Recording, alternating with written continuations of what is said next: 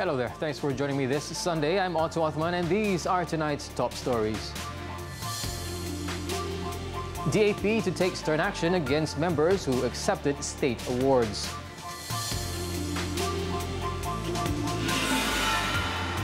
PKR polls marred by e-voting problems again.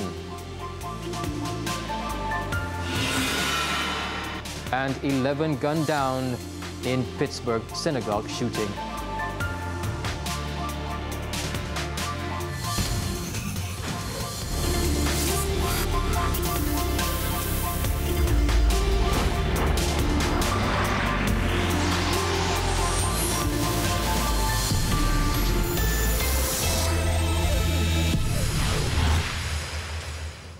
We begin tonight's bulletin with this story in Selangor. A man was burnt to death when the luxury vehicle driven by him burst into flames after it hit a road divider in Shah Alam. The 32-year-old driver, identified as Tan Heng Wee, died on the spot and in the 2:30 a.m. incident. The accident occurred on the Kisas Highway when the Mercedes-Benz car was heading towards Klang. Firemen arrived at the location 10 minutes later and managed to bring the fire under control. It was believed that Tan was speeding before he lost control of his vehicle. His charred remains were brought to Shah Alam Hospital for post-mortem.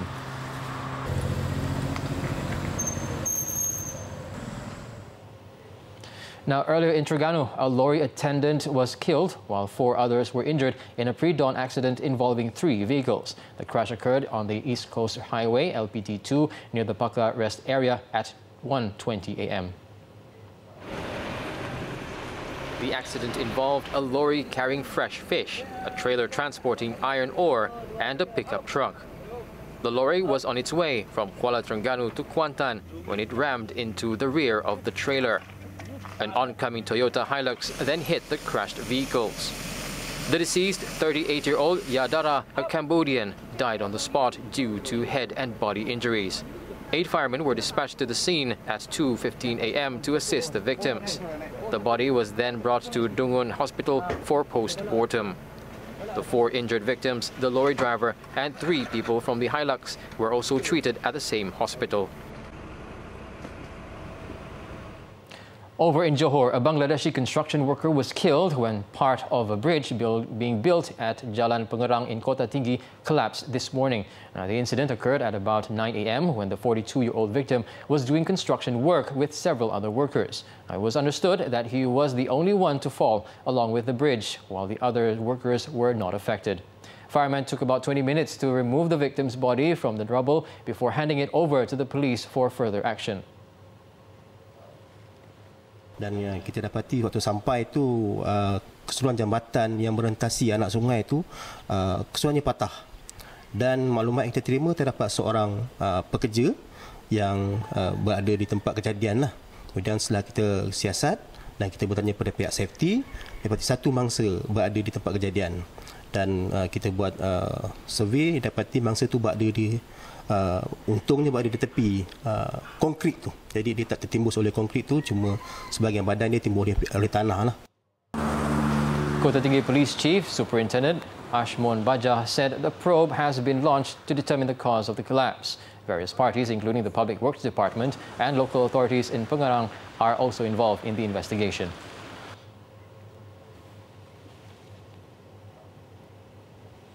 Now, a stern warning has been issued to the DAP's election representatives and councillors who accepted titles and awards. Now, according to DAP Secretary General Lim Guan Eng, strict disciplinary action will be taken against any members who do not adhere to the party's long-standing rule against accepting datorships, state awards and medals during their tenure in office. Lim's warning came a week after he had reportedly described Malacca DAP chief Dato' Tee Kok Kiew as being stubborn for failing to apologize over his acceptance of a state award, which gave him the Dato' title. In a fiery speech when officiating the 2018 KLDAP convention today, the party's Secretary General said all the DAP representatives must never forget their roots nor go against the party's Central Executive Committee's decision on the matter.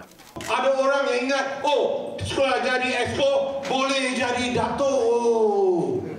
Ini kita punya hak. Oh. Tak boleh. Ingat adik-adik sebelum ini.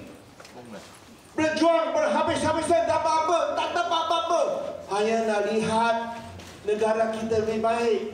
Saya nak gunakan kuasa saya sebagai Setiausaha Agung. Kalau anda lupa daratan, saya akan ambil tindakan disiplin. Tak kira apa you punya jawatan, jangan main-main sama saya. Datuk Teh had previously requested the party's central leadership to inform the Yang di-Pertuan Agong and state rulers of its decision to prohibit DAP's elected representatives and councillors from accepting titles and awards while in active political service. This, he said, was to prevent any controversy from arising in the near future on the conferment of titles. Meanwhile, Lim said fugitive businessman Low Tech Joe is officially not in China. The finance minister said he was informed by Chinese officials that there were no records of Joe Low entering the country. Kerajaan negara China mereka cakap, oh, ikut dia punya rekod, Joe Low tak ada di negara China. Tapi mungkin dia gunakan paspor palsu. Kalau dia gunakan paspor palsu, tak tahulah. Investigators are seeking Joe Low over his role in the One Malaysia Development Berhad 1MDV financial scandal. He is believed to have been hiding in various countries, including Hong Kong, Macau and China. It was reported that the fugitive businessman has many passports. Former Defence Minister Datuk Sri Hishamuddin Hussein had also offered to help the government find the businessman in China.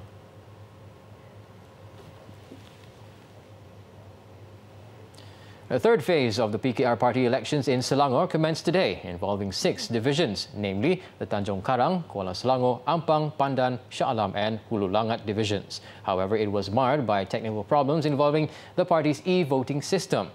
Polling in some of the divisions was also delayed by nearly 2 hours because of the technical glitches, causing anger among the voters. The voting process for the Kuala Selangor division was supposed to begin at 9 a.m. and ended at 5 p.m. However, a slight commotion occurred when PKR members who turned up as early as 8 a.m. were dissatisfied when they were still not allowed to cast their votes by 11 a.m. The issue, due to weak internet connection, resulted in the postponement of the divisional election to a later date. The voting process at the Tanjung Karang division was also delayed for 40 minutes when the e-voting system faced technical problems. It was reported that the e-voting could not read the identity cards of the PKR members who had come to vote. At the Pandan division, the PKR election turned slightly heated when the voters got angry because the voting center was opened a bit late this morning.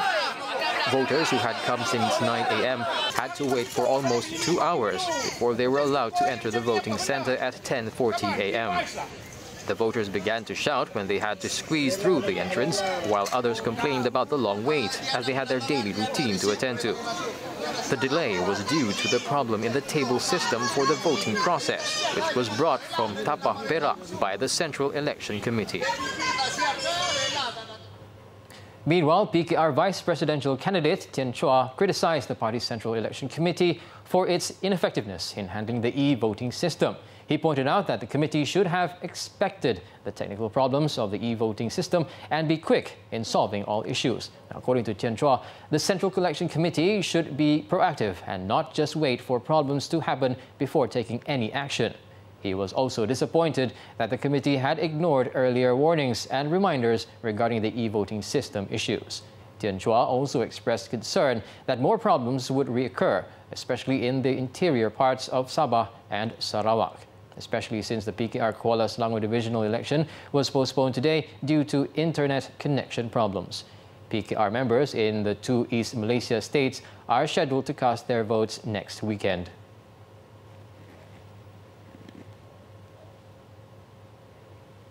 In another development, PKR Deputy Presidential candidate Muhammad Rafizi Ramli said he had expected that the decision for the election in Selangor would not favour him.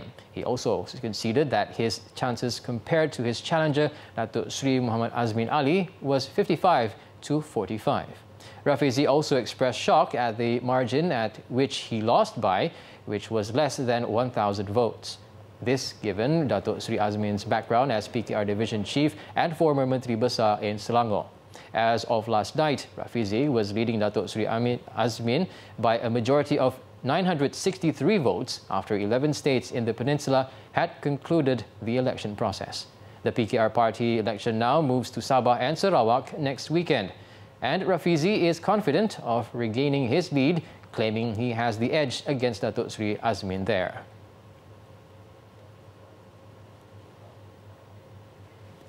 The state government has called on Malaysia Airports Holdings Berhad MAHB to solve flash floods at the Penang International Airport, PIA. Penang Chief Minister Chow Kun Yeow made this call in reference to the flooding at the airport terminal. Saya berharap di antara JPS dan pengurusan lapangan terbang memang pada masa yang dahulu pun sudah ambil tindakan membina satu on-site detention pond di bawah kawasan arrival itu, tetapi mungkin seperti mana-mana kemudahan ada hadnya, kapasiti dia, maka mungkin usaha yang lain perlu diambil di dalam lapangan terbang sendirilah. It was reported that the water rose up to ankle level following a downpour at Bayan Lepas area from about 8:30 a.m. to 10 a.m. this morning. Photographs of the flooding went viral on social media earlier today. The meteorology department recorded a total of rainfall of 48.8 millimeter, which resulted in the flood.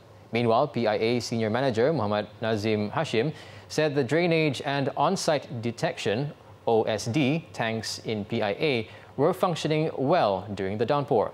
He said that there was no serious delay caused by the flooding and the water receded after the rain stopped.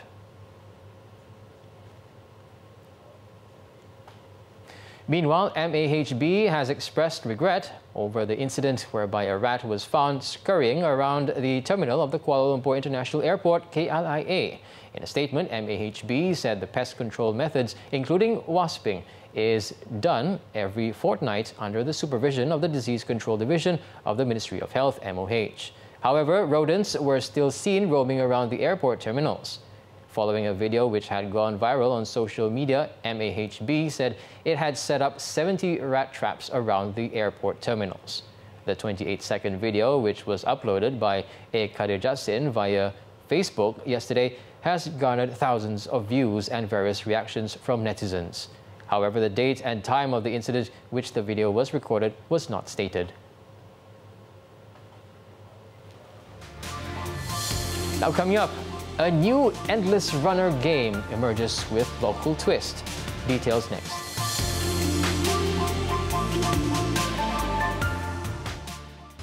Thank you for staying with us. Now let's take a look at Clickbait for what's trending and making rounds in the cyber world today. Now, speed demons are everywhere, and no matter how many hit-and-run cases have surfaced in the news, seems like there are those who still haven't learned their lessons. Now, just yesterday, an alleged hit-and-run victim shared on his Facebook page a footage of the accident. The post went viral overnight with almost 1,500 shares across different platforms, and its video ranked in over 61,000 views. The 10:36 a.m. incident allegedly took place at a traffic light junction in Aman Putra Puchong, Selangor. In the footage, it shows that the alleged perpetrator, a maroon Proton Saga BLM running a red light, instantaneously crashing into a motorcycle coming from the right of its direction.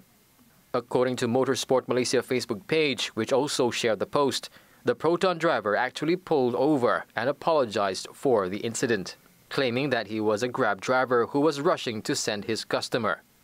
The Motorsport Malaysia page admin added that the driver left his phone number behind, but it turns out to be non-existent.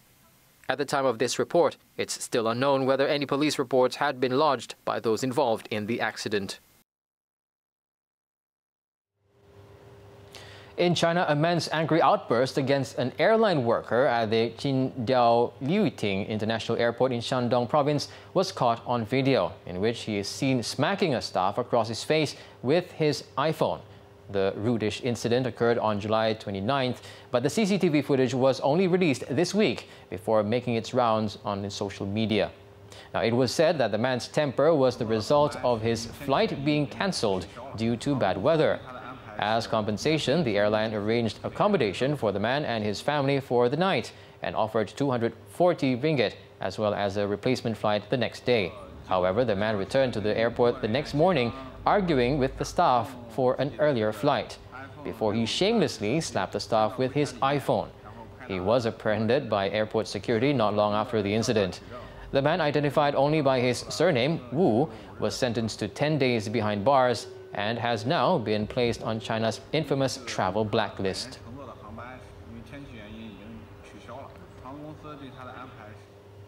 Now, updated as of 7 p.m, here are the top trending topics and searches on the internet today.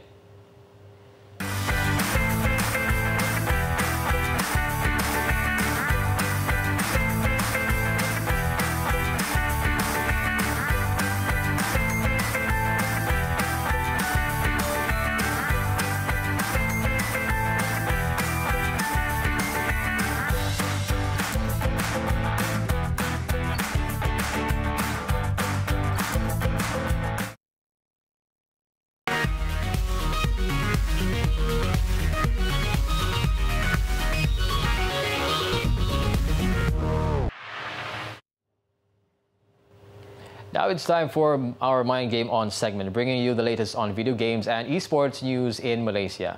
Media Prima Labs and Streamline Games collaborated to launch Night Stream, a game that features multiple playable characters, each with their own personalities, motivations, and musical themes. One Islam meets up with the producers of the game to find out more. Welcome to My Game On, where this week's segment will be reviewing one of the games released by Media Prima Digital and Streamline Games, which is that of Night Stream. Now, to my left, I have Melissa Wu from Media Prima Digital, as well as Izal Amani, who is from Streamline Games. This game is a new take on the endless runner genre, with an original comic book style sci-fi story. It consists of a team of runners or resistance forces who are determined to fight against the evil forces of the Metronite Corporation. Tell us a little bit more about this game. What exactly is this game, and who are your main target audiences for this game? Okay, so for this game, it's an endless runner game. So if you play games like Temple Run, Subway Surfer, those kind of games, Night Stream is our take on a second version of those. So we call it the next gen runner game. So those games, what you do is you swipe left and you swipe right to change lanes, so they're lane based. But for Night Stream, we made it so that you have unlimited control, meaning that wherever your finger goes on the screen, the player will follow exactly the same movements. Players can unlock new character skins and boards, allowing them to customize their characters in the game. Night Stream was released for both Apple App Store and Google Play Store on September 15th and has already reached nearly 20,000 downloads. So what else is unique about this game, Night Stream? I mean, I've heard some really good reviews about it. Tell us a little bit. Okay, so what we really wanted to nail down in the game is we felt that there was a lot of different people from different backgrounds who are very underrepresented in today's modern games. So we wanted to highlight, our roots. We're Malaysian, so we need to highlight the whole Malaysian impact. And Melissa, what are the targets expected for that of Night Stream? I mean, we've seen how successful Asian Animation has been, and I think Night Stream has a lot of potential to reach those numbers as well. So we're looking at like 1 million downloads. Alright, so this is the pro versus noob part of the segment, where myself will be up against that of the creators of this game, Night Stream. Izal? Alright, so we're going to be playing Night Stream mode, which is basically who can last the furthest, or basically who will run out of lives the first. Alright, so the loser will be the ones who dies. Yeah, okay, so let's do this. The game features an electronic soundtrack that complements the fast-paced gameplay and challenges. A dual-hand control scheme also allows for quick tricks and responsive movements, while an endless mode challenges you to see how far you can go. Online leaderboards and a plague system encourage you to beat your best and your friend's high score. As for who won the pro versus noob battle, safe to say the noob needed more practice. One Islam, 7 edition. Slang or Cyber Games is back for the 5th time since it was introduced in 2014. With over 2,500 competitors battling out for a prize pool of 250,000 ringgit. Hosted by Selangor Sports Council and Mineski Events Team Malaysia, the annual event is evident of the positive response from the state government in supporting esports development in the state. Over 10,000 fans gathered at Empire City Mall in Petaling Jaya, Selangor to witness the tournament, which was held over the weekend. Players competed in 6 gaming titles, namely FIFA 19, PES 2019, Tekken 7, PUBG, Dota 2 and Mobile Legends. With the support of the state government, it is hoped that another international event would be held in the near future, similar to the tournament held in 2016. From the feedback that we get, they want to do probably Asia's standard, I mean international. We have done it in 2016, Selangor Cyber Games International 2016, with 350,000 prize pool. So probably next year they want to do another international for Selangor Cyber Games with a bigger prize pool. Selangor Menteri Besar Amiruddin Syarif will also officiate the prize-giving ceremony after the tournament's finale tonight. Apart from the esports matches, there's also a push to the Limit LAN Party, a gathering of over 300 esports enthusiasts to share ideas and experiences. Lucky draws as well as workshops were also held where visitors can find out more about the local esports industry.